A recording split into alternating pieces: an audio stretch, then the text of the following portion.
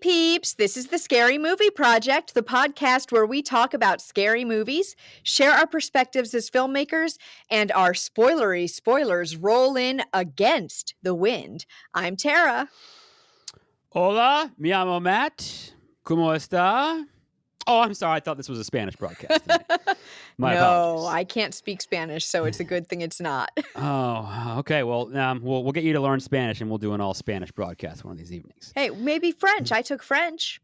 I could probably do can't really speak that either, though. I can say some small things in French, but I would need a little more help with that. Yeah. But anyway, I did want to mention, bolt your doors, lock your windows. There's something in the fog. In the 1980, which is a great, great year, by the way, filmed by one of my personal favorites. I think everyone knows John Carpenter. Love The Fog. I think it's an awesome... I actually love this movie. This is a great movie. Keep in mind, this is the 1980 Fog. This is not the 2000 remake. 2005 remake Fog. We can touch on briefly because that's all I want to do is touch on it briefly, really. So right, very briefly. Yeah. So as you mentioned, this was directed by John Carpenter. That's my dude. Who directed the greatest scary movie of all time, Halloween. Yeah. So he also shot the movie in anamorphic widescreen Panavision. Because it was like low budget, but he didn't want it to feel like low budget. So that's his whole thing. Like that's what he does to make these things look grander. Halloween is the same thing. That's such a simple thing to do. The 2, 3, 5, 1. It's very simple, and it makes it look amazing. So kudos really to him helps. for always doing that stuff. Yeah. So he also wrote it with his co-producer Deborah Hill. Love Deborah Hill. And they said apparently he was inspired by the British film The Crawling Eye from 1958, which now we're going to have to watch at some point because it deals with monsters who are hiding in the clouds. Sounds good to me. And I think also some story about a shipwreck in Rhode Island or something maybe too. Well, no, we'll get to that. And I will note that I know you're usually full of all kinds of great trivia. I have a ton of good trivia. Awesome. For tonight because it's John Carpenter and a lot of Halloween tie-ins. I'll just give you a quick tease of. Yeah. It's going to be a trivia heavy night tonight, you guys. I mean, I don't know if it's heavy. Or today or this morning or this afternoon, whenever you're listening. I just have some cool stuff because it relates to my other favorite movie. Anyway. So they were also inspired though by a trip they took to Stonehenge and it was like covered in fog when they visited. I did hear this. Oh yeah. Okay, that's awesome. So I have yet to go to Stonehenge, but I'm hoping soon. Yeah, I would love to go. I went to London for my honeymoon, but we didn't really get out of the city because there was just so much to see in the city that we just never made it outside the city yet. So someday I'd like to go. There's like when we go to England, most of the stuff I want to do actually is in Western England, like in Cornwall. Mm-hmm. I want to go do stuff out that way actually. But anyway, I mean, I really want to go to Ireland. That's my big one. Me too. Now, but so I would love to go to Stonehenge too. I also would like to take go see all the places where they shot American Werewolf in London. Which would be amazing. That'd be cool. That'd be that. fun. Definitely. How about going to celebrate Halloween at a town called Derry in Ireland, which is like they say one of the birthplaces for Halloween. Huh? Derry. Have you? Okay. Well, I won't get off topic on this too much because it's not a horror movie, but there is a TV show called Derry Girls, and it is never heard of it. Freaking hilarious. Okay. Wow. It is so funny. It's so good. Derry Girls. Anyways, is it on Netflix or Amazon Prime? One of those two. Okay. So we open on a quote. Is all that we see or seem but a dream within a dream? Edgar Allan Poe. Ed. Ol' Ed. My man. Yeah, good quote. Ol' Ed. And then late at night around a campfire, an old ship captain. Yes. He's got his pocket watch and he closes it. John Houseman, yeah. Yes. And he tells this story to several children that a ship was coming into land when suddenly a fog rolled in and they saw a fire burning on the shore. So they steered towards it, but it was just a campfire, not a lighthouse or a fire lit for them. And so because it was just a campfire, they crashed on the rocks and sunk. And when the fog returns, the men will rise up again and search for the campfire that led them to their death. But he tells it spookier than I did. Oh, so that is that. I mean, you always want to start something with, a big bang or some way to get you in. That scene is great. So get this. Yeah. That scene wasn't originally in the movie. Yeah, I think I've heard that. They ended up redoing that last minute to add something for the beginning, The I think, rough right? cut was only 80 minutes, so this scene and some others were added to make the movie longer. Good decision. Yeah. It's a good opening. That's one of those scenes like you can kind of dissect it and you want to watch it over. Because, I'm assuming, well, I can't say for sure. I didn't see it. How much of that was really shot at a campfire light? How much was actually lit? Mm-hmm. I would love to see how they shot that. Because that's what would interest me, of course. Very atmospheric. It's spooky. He's great. And then when it's done, there's that great kind of rising shot where the camera comes up and it comes over the land and you see the beach and the wind is rustling behind you. It's really super amazingly atmospheric. And then the credits come in. John Carpenter's with that font, which, by the way, I use that font for my logo, my business because it's the greatest font ever. John Carpenter's The Fog. Yeah. And right there, you're like, ooh, this is like scary. I'm really excited to watch this. Yes. Yeah. So it's a very good opening. Oh, it's fabulous. And then we go to Stevie Wayne, played by Adrienne Barbeau. Adrienne Barbeau, who was married to him at the time. Wasn't she married to John Carpenter? I'm not sure. I know that. Well, it was her first film role, and she'd only been in TV shows until this point. So I think she was married. I think they were married at the time. Maybe so. That would make sense for it to be like her first film role and like him to give it to her for that. Stevie Wayne. So anyways, we don't see her yet. She's on the radio. What's the name of the stage? K. Oh, geez. Why didn't I write it down? I know. I should know this. I've seen the movie enough times, but I don't know. She's like, Stevie Wayne. Yeah. Here. It's 11:56 on. On April 21st. Right. Happy birthday. The centennial is coming up soon. I want to live. So, you want to live there? I would like to. We can talk about that later. I don't know. Yeah. Well, so she's on the radio as a man is working in a church, the town church. And who is this man? This man is Bennett, played by John Carpenter. What an actor, by the way. Whatever. But yeah. And I mean, he's got 2 lines. I have to assume that's written, and then they realized maybe, oh crap, we actually have no one to play this. All right, I'll do it. It's kind of like one of those things. Or just that, I don't know. Isn't he in his movies usually? Or is he not one of those directors that usually tries to be in a little tiny part in his movie? I don't believe so. I know. So maybe they lost someone last minute. I don't believe. I can't remember him, and I know he's not in Halloween. His Cigarette Smoke is in Halloween. I don't know. Yeah. He's in it. Maybe they had an actor for it, and that actor had to back out or something. Could be. Yeah. And he just stepped in. But so he goes to tell Father Malone, played by Hal Holbrook, that he's finished. So one of my favorite movies of all time is Wall Street. Okay. And Hal Holbrook is in Wall Street. He's awesome. Just thought I'd throw that out there. Great actor. Wall Street is freaking an amazing movie. Well, this role was originally offered to Sir Christopher Lee. Is that right? Yeah, but he ended up not being available. So I could have seen that though. Okay, that would work. I could see that too, definitely. Mm-hmm. But so it ended up being all Hal. And Bennett leaves, and Father Malone goes out to the chapel to call after him for something, but a stone on the wall breaks, and it reveals a leather-bound book, the Journal of Father Patrick Malone from 1880. And its last page, he's like flips through it, and its last page says, April 30. Midnight to 1 belongs to the dead. God help us all. The witching hour. Although there's some debate on that, but that's not. I've always heard the witching hour is 3 a.m. But yeah, I know it's super super late. But a lot of people think it's midnight. I think that's for conversation for another day, as they say. Yeah, that's a whole other can of worms there. So we hear the radio again. And then we see like a cut of a few things happening around town. The sheriff is working in his office, and then somewhere else in town, like outdoors, there's a bank of payphones. Remember payphones? Yeah. And they all start ringing at once. The gas station, the Um, gas starts pumping. And then there's a lift man in the starts going grocery up. store, and the bottles in the fridge all start rattling. Right. And the gas station, the pump handle flies out of the pump and it starts dumping gas on the ground, and the car gets lifted on the hydraulic lift.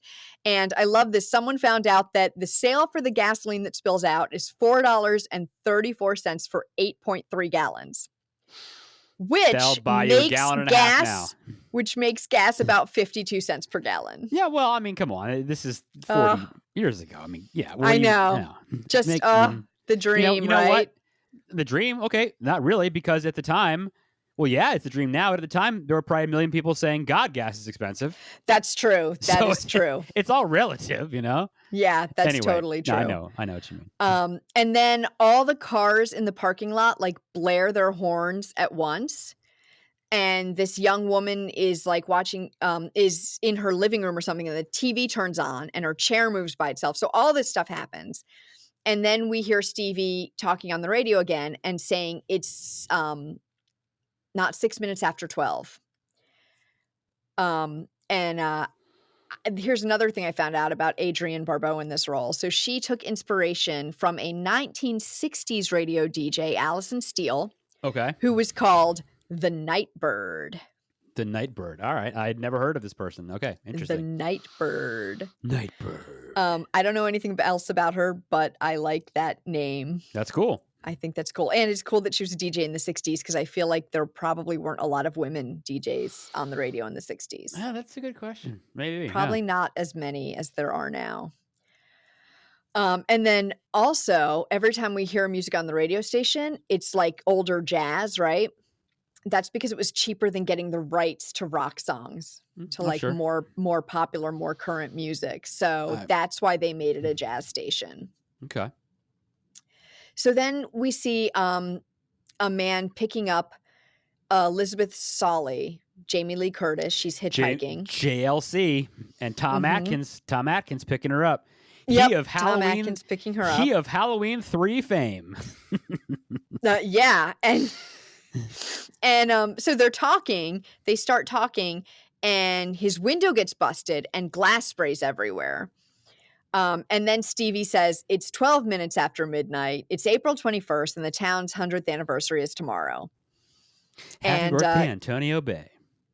Happy birthday, Antonio Bay, yes. And now, we're seeing Stevie now, and Dan O'Bannon, who's the meteorologist, calls Stevie, and he tells her there's a trawler, kind of boat, called the Seagrass, out a few miles from shore, and there's a fog bank moving towards it. Now, I don't know if you know this one. Dan O'Bannon, do you know who he's named after?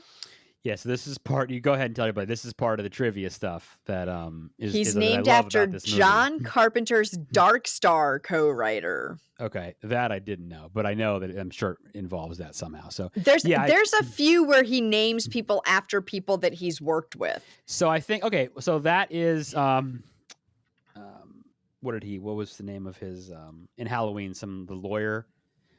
Was that Sam Loomis then? Was that where the no? That came from Psycho. Loomis is the doctor. No. Yeah. Loomis is the doctor. Right, but the name came from Sam Loomis is from Psycho. But what was a movie where they named a character after a lawyer? Now I can't remember that. I'm blank. Anyway, so that's part. Okay, so you know what? We're gonna go through a trivia list at the end. I don't see that's kind of dumb. I'm just gonna mention all this stuff as I go. Basically, yeah. Mention anything as we go. So look, so you mentioned there's a woman in her house at midnight and her furniture is moving. Well, who is that? Do you know who that actress is? No. That's Nancy Loomis. She played Annie in Halloween. Okay? Oh, that's Nancy Loomis. That's Nancy Loomis. Okay. Jamie Lee Curtis obviously is in this. Mm-hmm. Tom Atkins is in this. Mm-hmm. He was in They Live, and he was in Halloween 3, and he's in a couple of Carpenter films. His character in The Fog, his name is Nick Castle. Okay. Nick Castle is a friend of Carpenter's who's an actor. He's a writer. He played Michael Myers in Halloween. Oh, geez. Okay. So if you know Carpenter and you know Halloween, you know all these things are kind of funny when you're watching the movie because you're like, what? Wait a minute, this is silly. So up to here, that's about. I think that's the list of where we are at this point. Where we are at this point, yeah. And so Nick is who picked up Elizabeth on the side of the road. Nick Castle, that is who. I met Nick Castle. He signed my Halloween poster years ago. Oh, that's awesome. Yeah. So then we see the men on the trawler on the seagrass. They're talking about. They're listening to Stevie as well. Drunk. And getting drunk, and they talk about wanting to meet her, and then the captain is like, well, there's no fog bank until there is, and then he's like, whoa, wait, yes, there is. That's a pretty serious fog bank that shows up too. It's major fog, and then he says there's a bright light in the midst of the fog, and their generator goes out, and this old ship slowly passes them in the fog. It's kind of like the what's the famous Phantom ship? The Mary Celeste, is that what? Right? Is that what the? No, that's not a Phantom. What's the Phantom ship? What's the I can't think. The sailors claim they've seen over thousands of years. That I don't remember. Anyway, whatever. Sorry. So then there are men all of a sudden with huge hooks in their hands on the deck with them. Scary. And they gut the men on the two men on the deck and leave them for dead. And then one goes after the guy below decks and kills him. Yep. And Stevie's still broadcasting from the lighthouse, and Dan calls back in. Oh yeah, I love how they shoot a lot of these with the old sailors or whatever these these guys are. It's really cool because the shots are good. Like it's a perspective of your characters in your foreground, and I love how then one of the spooky dudes comes out of the background. He comes in and he opens the door and he's very silent, and it's always shot with that framing done really well, so you get to see everything. The fog adds so much to it because you barely can see their outlines. Yeah. Carpenter's like they're lit from behind, so they're just outlines in the bright fog. Yeah. It's just so well done. Yeah, it's really well done. So Stevie's still broadcasting from the lighthouse, and Dan calls back and tells her the fog is moving west now. Okay, now. But she says she's got an east blowing wind and says, what kind of fog blows against the wind? All right, so Dan O'Bannon, the weather guy, you're the one that you're saying it's calling. Who is that actor? Oh, geez. I don't remember. Okay, that is Charles Cyphers. Okay. Who plays Sheriff Brackett in Halloween. Okay. So, yeah, he brings a lot of people back, I guess. Yeah.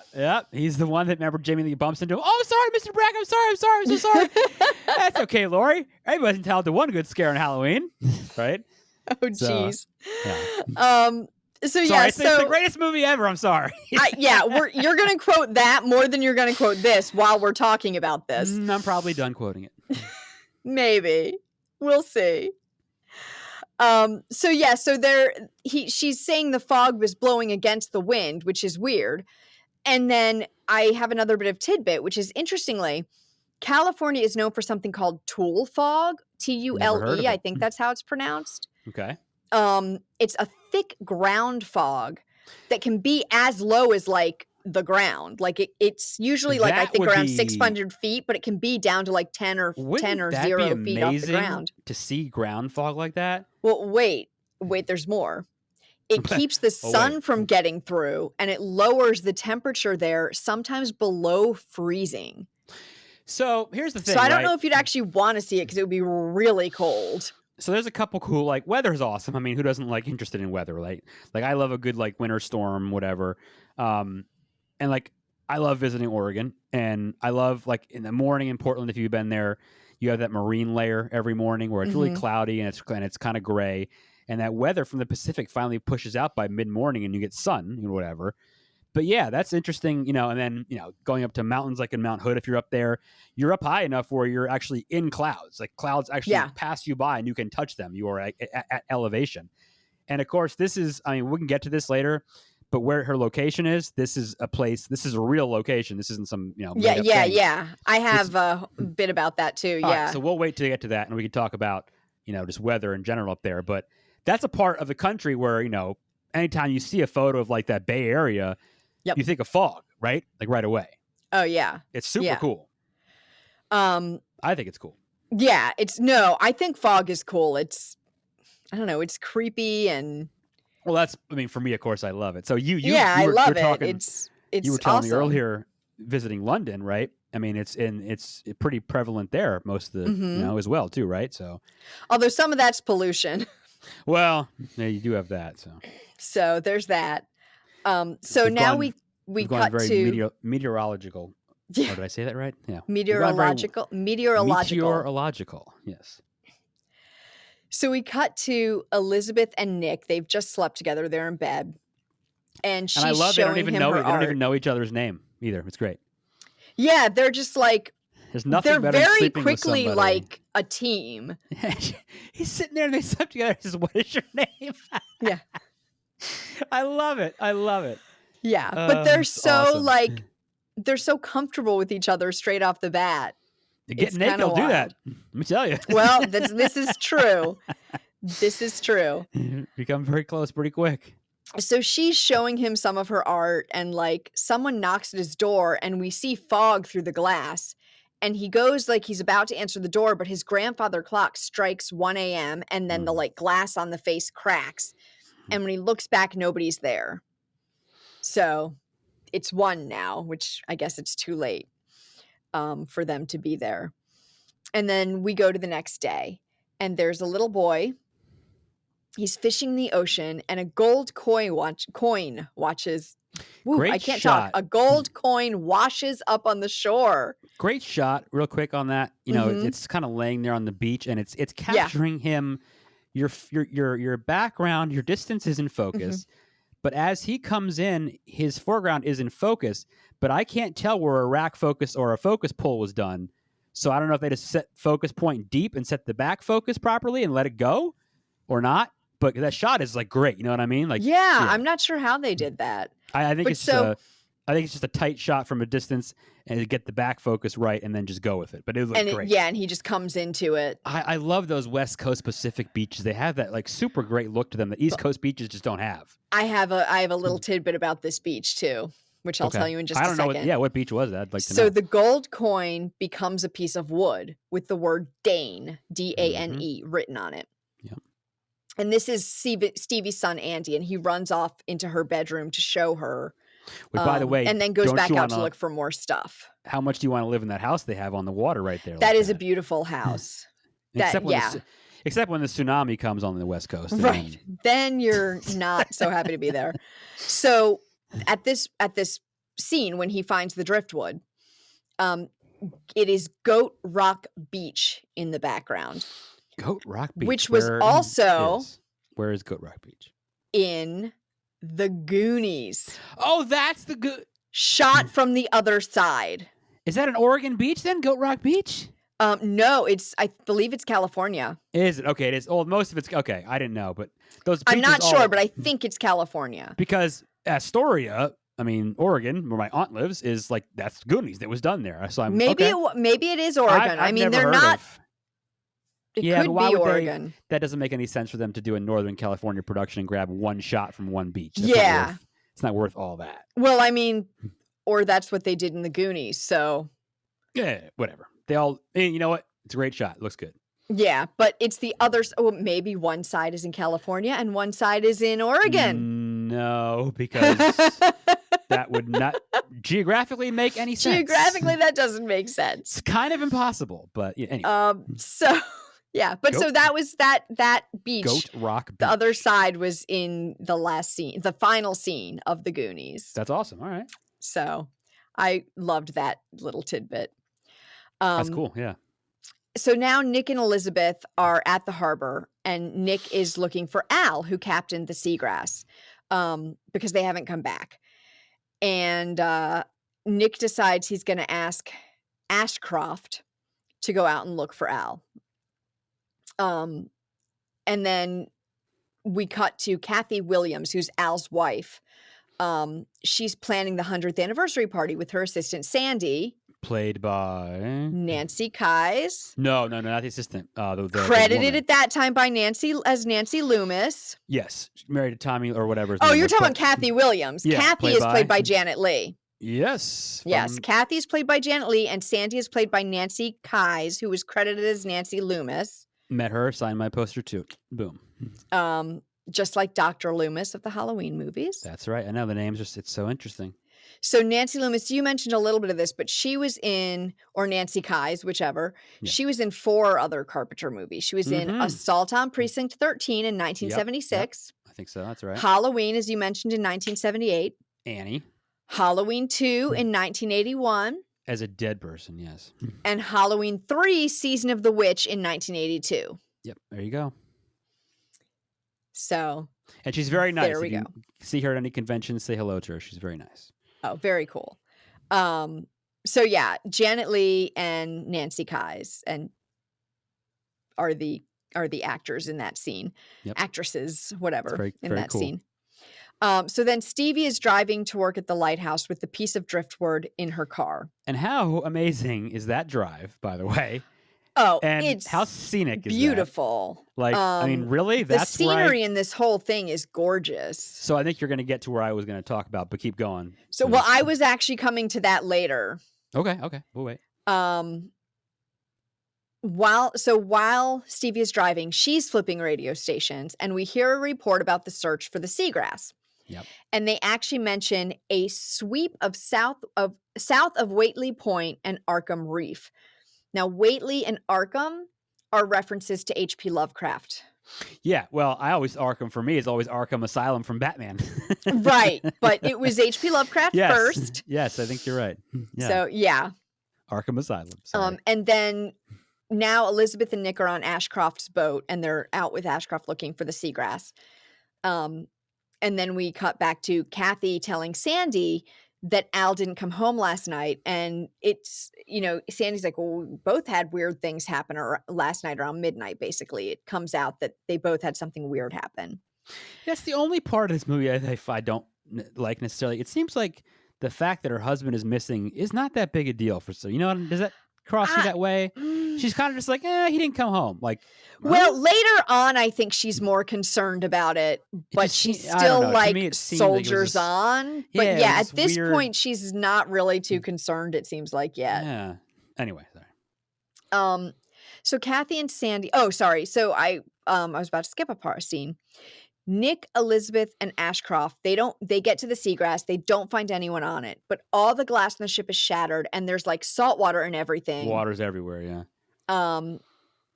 Even though the ship clearly hasn't like gone under. And didn't he say he just looked at the ship the other day or something too? I think so. Yeah. That he just looked at it. Yeah. And so there's salt water and everything. And then Kathy and Sandy visit Father Malone at the church and he shows them the journal. And he reads from it about a leper colony, and a rich man at the colony named Blake asks to resettle the colony nearby. And he's bought a ship, the Elizabeth Dane, to sail there. And Father Patrick, the Father Malone from 1880, he and some other men plan to kill the lepers and use Blake's money to build a church and settle the colony. Now, this is where we get into the shipwreck that I think you were talking about that happened a long time ago.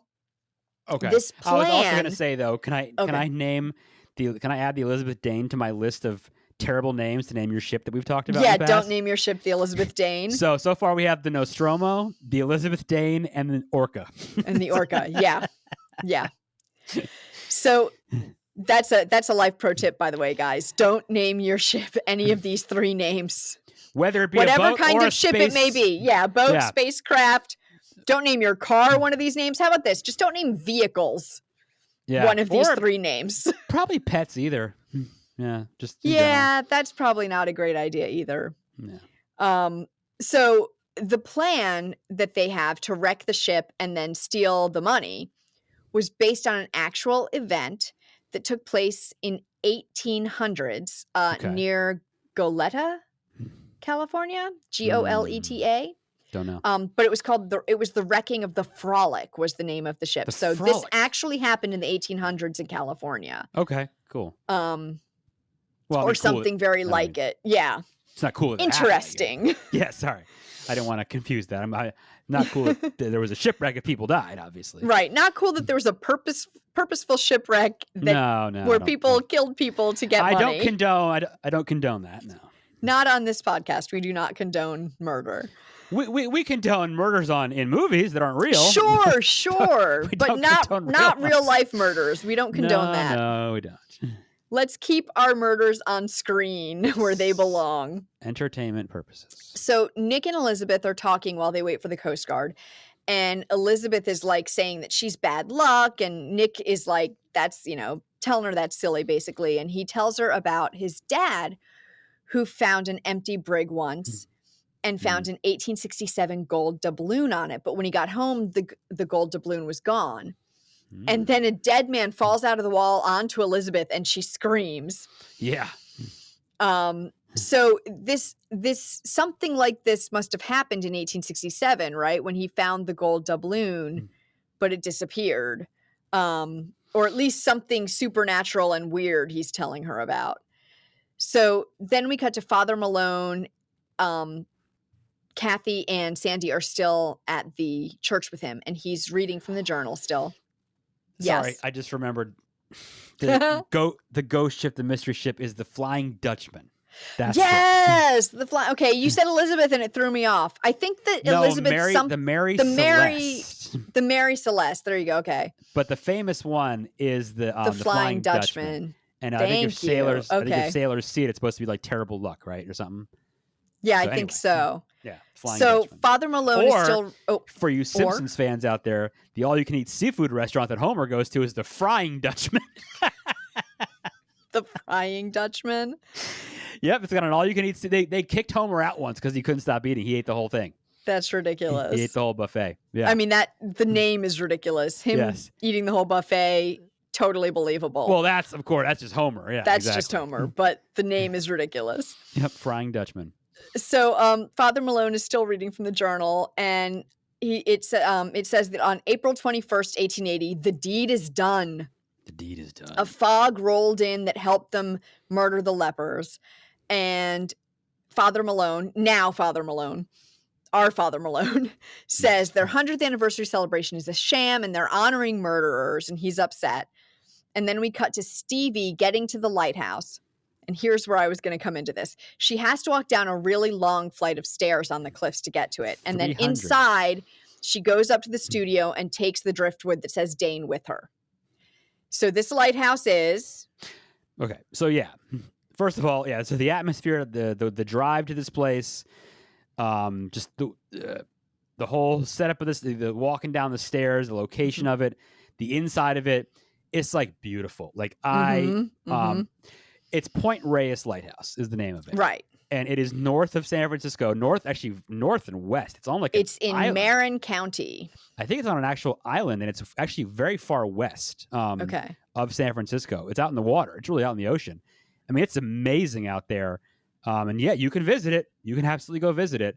I've never made it out to that part of California, but that is a place on my list to visit because that is like the romantic, it's beautiful. Like, I mean, I just want to go sit. I want to go I just want to go sit there, and just look. And imagine watching it's the a very sunset. Melancholy beauty. Well, that's, I mean, lonesome and. Well, that's what I love. I love that. It's very quiet, beautiful. A place to be nice and quiet, and just alone with your thoughts. Could you imagine watching the sunset from there? I mean, oh my God, over the water. Oh yeah, dude. I mean, so you couldn't think of a better, more beautiful place to shoot something like that. I mean, the inside has the spiral staircase inside of the place. It's just such a cool place. So yeah, that is. I love to visit movie locations, so this is definitely on my list at some point to go. Yeah. See. Yep. So okay, the trivia I have is those stairs leading down to it have over 300 steps. Oh, it's got to be right. Yeah. And they go down 900 feet, which is the equivalent of 25 stories. Yeah. Okay, that's like a skyscraper. Yeah. Yeah. You better bring your sneakers with you. And sometimes they have to close because the winds there can reach up to 40 miles per hour. So yeah, I was thinking about that. That you get that fog and that wind that comes. That must be treacherous out there. Sometimes they have to close those stairs. So I don't know how you deal with it if you can't go on the. You must have to take a boat to it or something. So well, it's up. Can you get up there? Is there a way to get up from the bottom? I don't even know. Is there? Is that a functioning lighthouse? I don't know. Or is it? I don't know if it's a still functioning lighthouse or not. I should have looked that up. So yeah, that's the question, because if it is, it doesn't nowadays. They can have automatic ones that have the lights set up on them. They're timed Yeah. basically. Yeah. But I mean, lighthouse keepers don't exist anymore, really. But I'm curious if it is still. But yeah, beautiful place. I really want to go see it. Yeah, Really do. I would love to see it. It's really gorgeous. I'm Yeah. going to start, fans, listen, I'm going to start a GoFundMe for us to Yes. fly Tara and I out there first class, of course, to San Francisco so that we can then pay for our car rental and our hotel. Right. So we can go drive to the place, check it out, take a photo, we'll send it back to you. And then We need a first sugar class- daddy. and then first class tickets back, of course. So Our podcast needs a sugar daddy. Who volunteers? let us know if we're in. I'd like to stay at a Hilton. I have Hilton honors points I'd like to use possibly. So let's just make that happen. Oh, okay. There we go. Yeah. So back at the church, they realized that everything happened at the same time the murderers met 100 years ago. Like all the weird stuff that happened that on the 20th, on the night before, happened 100 years after the murderers met. And so Father Malone says they're all cursed. And then at the radio station, she's like working and water starts to well up in the like carving on the driftwood and drip down onto some tapes. And then instead of saying Dane, it says 6 must die and bursts into flames. Yeah. And Stevie grabs a fire extinguisher and puts the fire out. And then by then, like it just says Dane again. Yep. Stevie calls her son Andy and asks about the driftwood. Right. And then tells him not to pick up anything else on the beach and not to leave the house tonight. And stay home with her babysitter to come. Yeah, stay home with the babysitter. Yeah. And it's like an older lady as his babysitter. And she gets off the phone, starts her broadcast. And then at her house, Andy and the babysitter notice fog out on the sea. Mm-hmm. And now Nick and Elizabeth are with the coroner, and they're doing an autopsy on the guy who they found in the boat. Yep. And the coroner tells Nick the guy's lungs are filled with salt water, and there's silt under his fingernails, and his wounds are covered in algae. Coroner, by the way, the doctor's name, the character, Dr. Phibes. Yes, Dr. Phibes. After the abominable Dr. Phibes. Yes, yes, I love yes, that's right. Clever little. Yes, I almost forgot that one. So his wounds are covered in algae. There's silt under his fingernails. His lungs are filled with salt water, but he hadn't been in the water. Like, so he drowned without actually being in the water himself. Right. And then they leave Elizabeth alone while they're talking outside. She's left alone with the corpse. And the table next to the corpse starts shaking. And then the body starts moving, and it grabs a scalpel, and it stands up, and it creeps up behind Elizabeth and falls just before it reaches her. Doesn't that something like that happen in like Day of the Dead or something like that? Some scene similar to that? Probably because it seems like a zombie type thing. Which would have happened later, which they would have stolen from this movie. Well, actually, this is another scene that they added after the fact, after they made the movie, which I think is why it seems so like out of place and weird. I don't know. I like it. I think it's good. I think it's a cool scene. I like it. Like, it's cool, but I'm not. There's like no other instance of like the dead getting back up. Yeah, isolated kind of thing. Okay. And doing stuff. So it's kind of like a weird, it sticks out to me as a weird thing that happens that doesn't really fit the rest of the movie logic. Okay, I can see that, yeah. Sure. So Nick and the doctor run in, and then on the ground, the corpse has scratched into the ground the number 3. Yep. And then at the park, it's now like getting towards evening, I guess. And the park, the mayor is giving his speech, and inside of the bar, like, I guess it's a park. They're like outdoors, but then close by there's a bar. And the sheriff tells Kathy that they're looking for her husband and the other missing man. And Kathy like pulls herself together and goes out to speak, and Sandy follows her out. And Nick and Elizabeth sit at the bar. And then Nick calls the radio station to ask about the fog. And Stevie says she saw it last night, and it was glowing and moving opposite the wind. And Stevie tells Nick about the driftwood. And then Dan the weatherman, we see him get to work. We finally see Dan the weatherman. We've only really heard him up until now, I think. So he gets to work. at the weather station, and he calls Stevie and tells her another fog bank is coming in and it should be at the weather station in like 10 or 15 minutes. And Nick is now driving home with Elizabeth, but he turns around after Stevie announces on the radio that the fog is heading for the weather station. Is it KBAS? Is that it? It's KBA something? No, I don't know. I know. I feel like I should know this. Hmm. Oh, one cool thing. I'll point this out. I have no evidence of this, but watching this movie enough, I'm fairly confident. There's that. Is it later or when she's driving? It's just on loop, and it's that voice that just keeps repeating, KBA whatever, something time, and it's that man's voice that keeps doing it. Right? Yeah.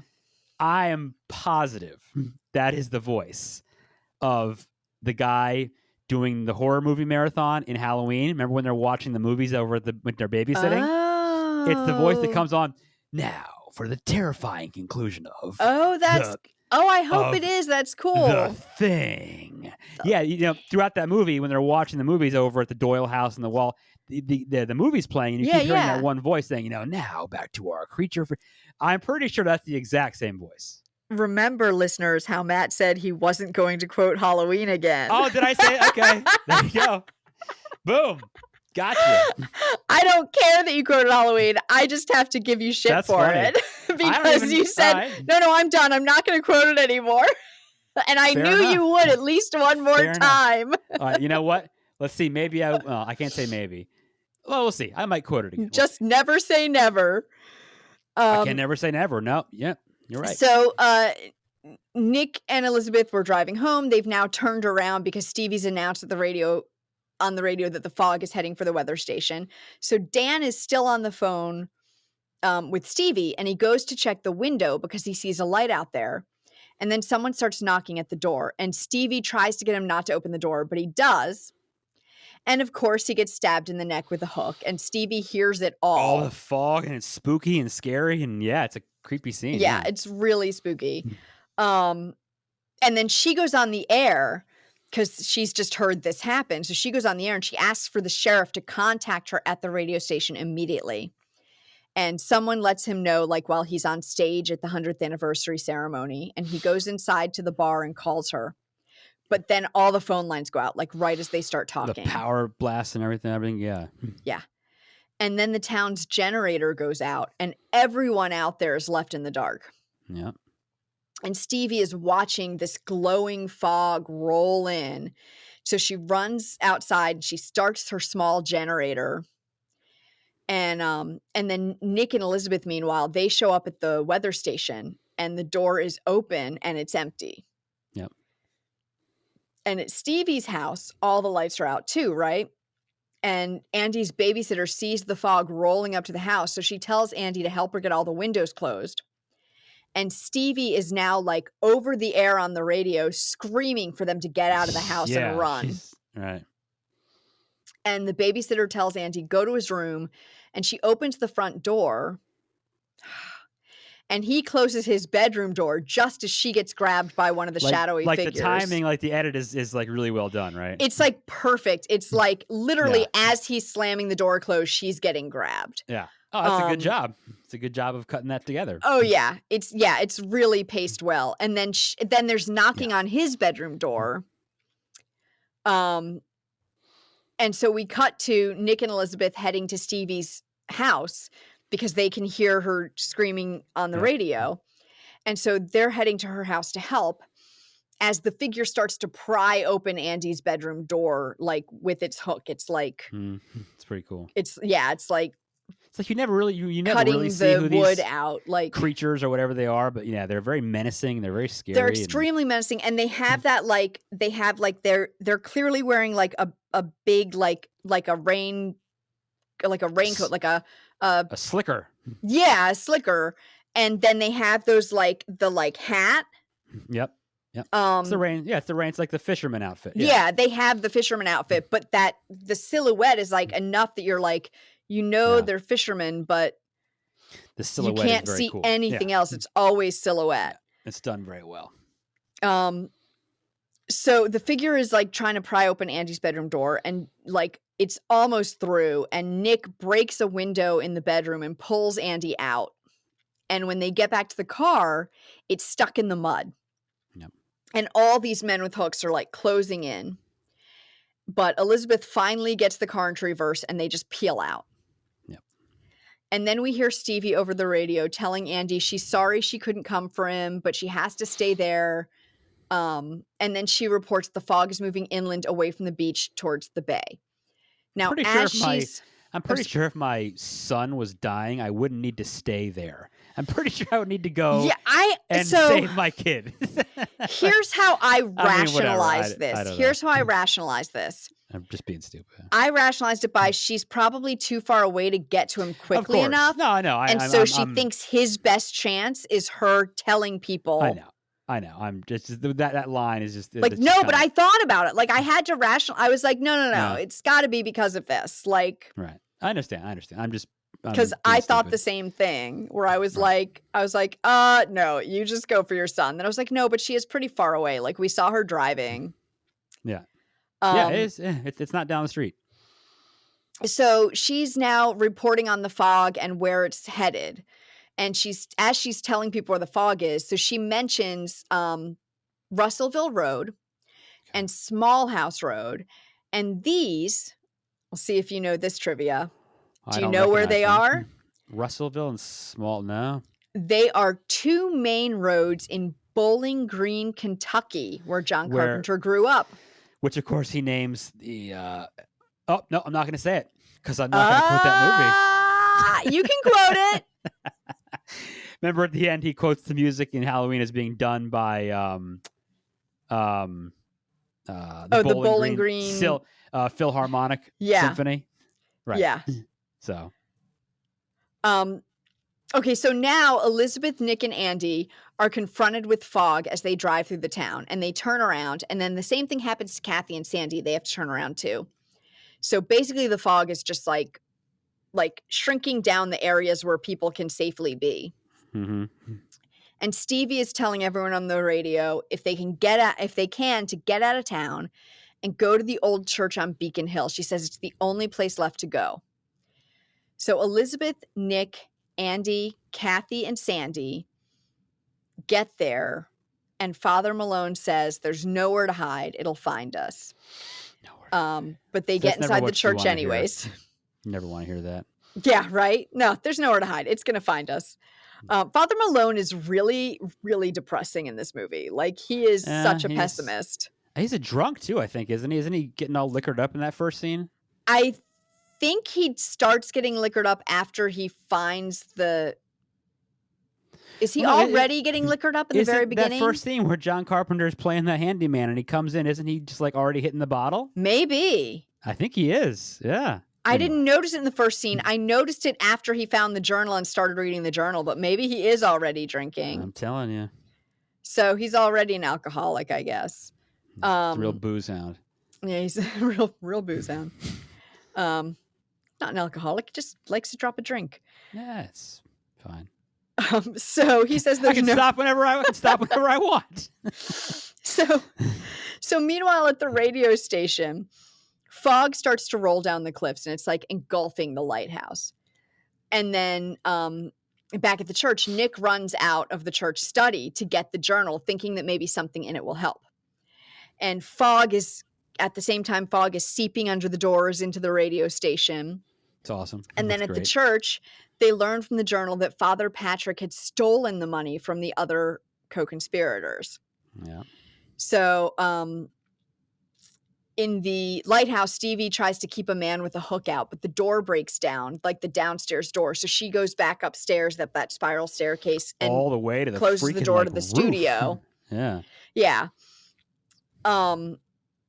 And then they get the gold at the church. They get the gold cross off the wall because they figure it must be the stolen gold.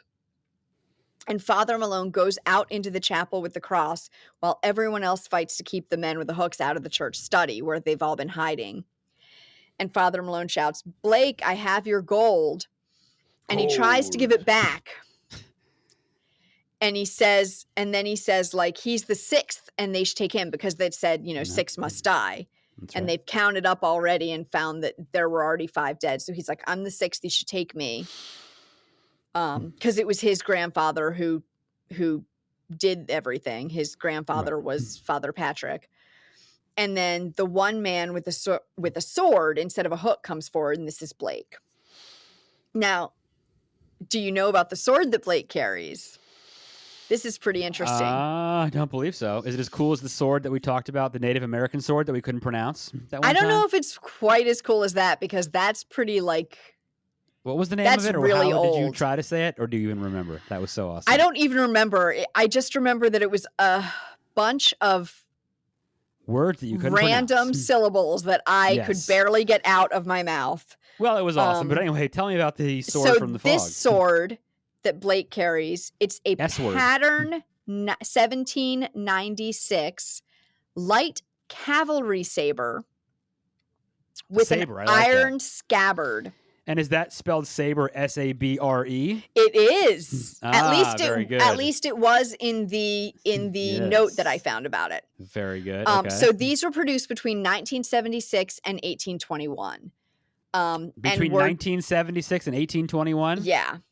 That doesn't make any sense. No, 1796. Sorry, Okay, 1796 and 1821. Gotcha. That makes a little more sense. Sorry. And they were designed by Brigade Major John LeMarchand and Birmingham sword cutler Henry Osborne. So there you go. I like it's your a sword what's with history. What's the term? Armory? Is that the right word for that kind of stuff? Armory. No, or is that for guns, I guess? No, I think it could still be an armory. Okay. I know there's like a phrase for swords. things like, weapons and swords. Is it armory or something? I don't know. All I right. think it That's could awesome. still be an armory. Very cool. So now Kathy climbs out on the lighthouse roof, and the fog hook men follow her, and she's like Clanks fighting the them top of off. it. Yeah, that's awesome. And then in the church, Blake takes hold of the gold cross, right? The ghost of Blake takes hold of the gold cross, and it like lights up. And Nick runs out and pulls Father Malone away. And there's an explosion in the church, and like everything's over. Just everything ends. The fog recedes from town back out over the water. And like, so Stevie's on top of the lighthouse. The fog slowly disappears. Now for that scene, the crew like figured out they couldn't get the fog to roll out. We do it in reverse. So they did it in reverse. Yeah. That's easy. Because they could only get the fog to roll in. So she had to like. That's what rewind is for. She had to like scrabble in reverse. Yeah. That's a little more difficult, but not really. But it's actually, it's pretty simple to do. Yeah. So she gets inside back into the studio and says like, I don't know what happened tonight. And basically says, if it wasn't a dream, it could come again. Yeah. Scary. And everyone leaves the church. And then when Father Malone is alone, more fog shows under the door and a figure whacks his head off with a sword. Well, remember, doesn't he? He's also contemplating. He's wondering why only 5 people got killed, right? I don't know. I mean, I don't remember him saying anything. I think he's just there alone. He's kind of mumbling about like, well, there was supposed to be 6, or why was there only 5? Okay, and then dude shows up and says, "Off with your head." So there you go. He was 6. He was 6. That's it. And then boom, it ends. Yep. And that's the end. And this movie cost, we talked about him using Panavision to make it seem less low budget. I'm sure. It cost a little over $1 million. All right. And this was 40 years ago. So the advertising was 3 times that much. No kidding. Are you serious? And apparently they even set up fog machines like in theaters. That's pretty interesting. That's awesome. I'd love to go see that movie with the fog machine. Ooh, they should re-release. Yeah. Oh my God, that'd be amazing. A re-release like during Halloween. Oh my God. Oh wow. Okay. Well, that was exciting. I am a big fan of this movie. I really enjoy it. I think it's so cool. Like, it's just spooky. You know, the story's pretty simple, right? 100-year-old Kurt. You know what it makes me think of? I saw this same subject matter in Garfield's Halloween, I believe, if I'm not mistaken. 100-year-old pirate comes back. But anyway, the story's simple, but it's spooky. You know, Carpenter's great. He's so good. This little like quaint little seaside town, you know, because there are real places like, you know, like Carmel by the sea. These Northern California little towns, they really exist. And quaint little towns with a little main street, like you've seen an Arachnophobia. That's supposed to be like on a farm, but I think it's a little seaside town where they shot this stuff. These places are amazing, and there's a lot of them. They're out there, and the scenery is beautiful. That helps a lot. He's just really good at what he does. It's just a spooky movie. The music's great again because he does great music too. It's a win-win. I mean, he's one of my favorites, like I always say. This is a great movie. I enjoy it. Weirdly, I had seen this before, and when I watched it again, I was surprised because I had convinced myself that it was based on a Stephen King story. And I think that's because, but it's got this. There's a Stephen King book and a movie which is great. The Mist, The Mist. yes, but this has this sort of this small town, homey Stephen feel Maine, to it. It has a very Stephen King feel, even though it is not Stephen King. There would have been more detail about the characters if it was Stephen King because he loves his characters. But you're right. It does. You're right. I never actually even really thought about that. Yeah, it's got a very Stephen King feel, which maybe part of it was my brain thinking, like connecting it to The Mist too. But like, it definitely feels. That's cool. Like that. I never even really thought about that. That's really interesting. The sort of innocence to it. Sure. Yeah. Well, I mean, why this is a crazy thing that's happening to people for no reason, right? So yeah. Right, yeah. No, I mean, yeah. I can see that. It's a great movie. Real quick, the sequel, from what I understand, Carpenter was a producer on it. I'm sorry, it's a terrible movie. It's not good. Wait, the sequel or the remake? Sorry, did I say sequel? The remake. Sorry. Remake. My fault. Remake is not good. It's just not good. I think it has Selma Blair, who I kind of have a crush on. She was in it. I do love Selma Blair, though. She's maybe like the saving grace of it, but not even really because it's not very good. So is she the Stevie character? I believe she plays the DJ. Okay, yes. that makes sense. I saw it when it came out, which is like 15 years ago. Yeah, I never saw the remake.